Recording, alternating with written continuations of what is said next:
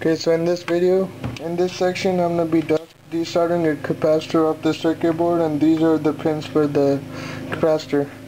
Now, for desoldering, you're going to want to ramp up the temperature a little bit. I have it set to about 390 degrees because since most of the time there's not much, the pins are old, so they're kind of oxidized and stuff, so you don't have flux on it, so it's gonna take higher temperatures and longer to desolder them. So let's start desoldering. Now I applied flux to this circuit board, so that's why it's a little bit easier. Now we just turn the board over and take the capacitor out. So another thing is that if you don't use the right tip for the right job, you're going to get the impression that the soldering station is not good, but you have to use the right tip for the right job. Right now I'm using this small chisel tip, and this is, for me, this is like the tip that I use in every job. It's really good. Alright, in the next section we're moving on to SMD components. Alright, here I have a 8-pin surface mount chip on a network card, either the old dial-up cards. So I'm going to be using this hot air gun with the second largest tip, second largest nozzle, and we're basically going to just heat around the chip, and then usually it's like 20-30 seconds. I'm not using a very high temperature. I'm using about 340 degrees Celsius. And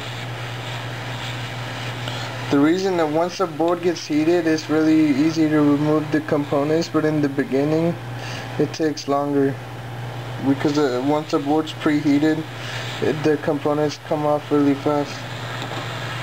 So as you can see, that wasn't very hard, was it? Okay, now we're gonna solder that same chip back on the board. Set it into position.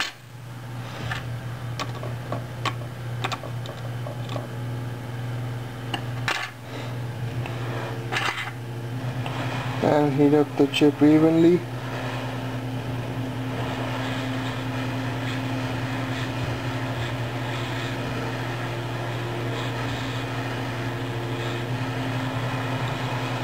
And with bigger nozzles, you also have to adjust the airflow accordingly. For smaller SMD chips, keep it below, try to keep it at 3 or below because it will blow the chips off.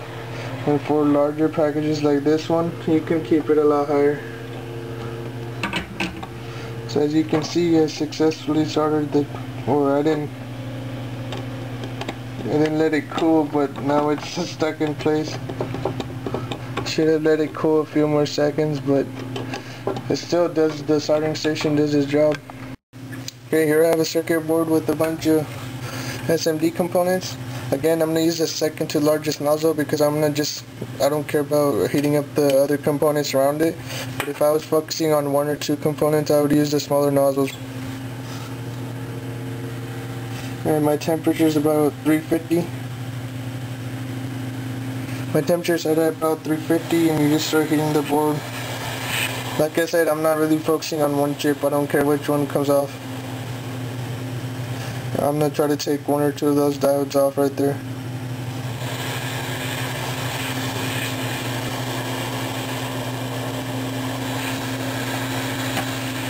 Not hot enough yet.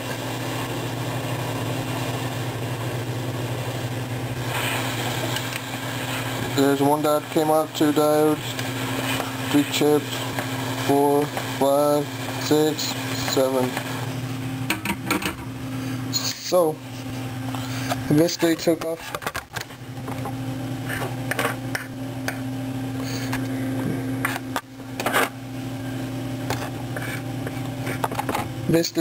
all these SMD components, and it didn't take very long. So the soldering iron heats, the hot air gun heats up very nicely, and it was only about 350 degrees.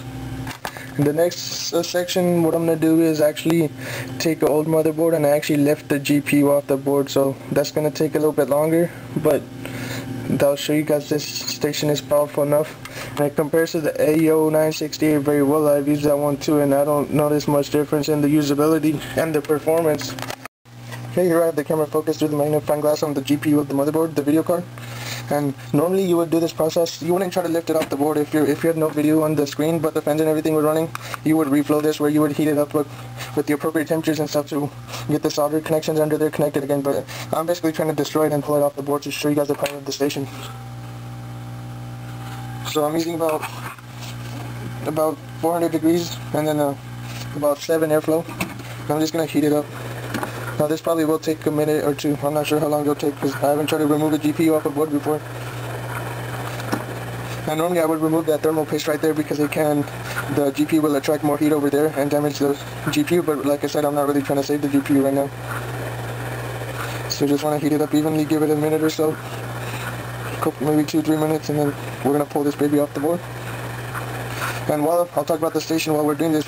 Basically, a lot of people buy the AO968 because it's proved its quality, and this station basically is the same quality and it's a lot cheaper. In fact, you get a lot more value with this. You get the 10 tips, you get the heating elements, you get this $40 lamp. You don't get any of that with the AO968, and it's the same quality, so why not give this a shot? AO968 usually runs around 180, this is less than 150. In fact, I think they have it on sale for 135 right now. So I would definitely buy the station, it's worth it. It's been doing everything I needed to do. It should come off now. It's not glued in.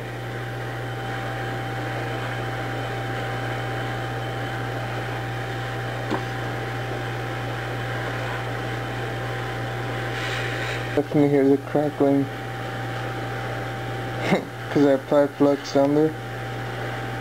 Hopefully the board doesn't like catch fire or something. Alright, yep, just like I promised. Ladies and gentlemen, present to you a GPU lift off the board. Now this baby is a powerful station, and it's just as good as its expensive competitors, and I wouldn't buy anything else. I'd buy this again if I needed another one. Yep, there's a GPU.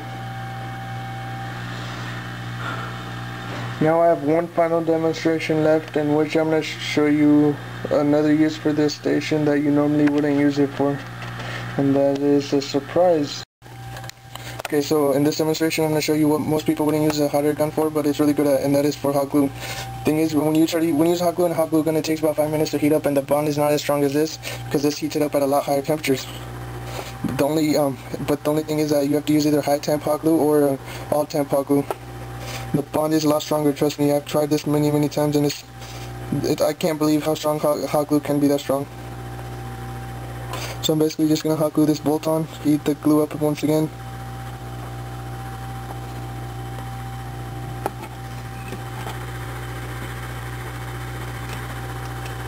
Yep. Now once this hot glue is dry, I'd give it a minute to dry.